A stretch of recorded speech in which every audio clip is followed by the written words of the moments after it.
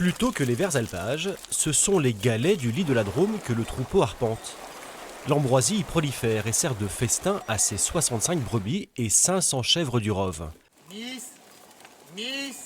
Jean-Michel Cazot, berger venu des Bouches-du-Rhône, conduit cette race caprine particulièrement efficace pour lutter contre la prolifération de la plante allergisante, si indésirable. C'est une chèvre très rustique qui mange tout, pratiquement toutes les espèces végétales, sauf l'if bien sûr et le laurier rose qui sont toxiques.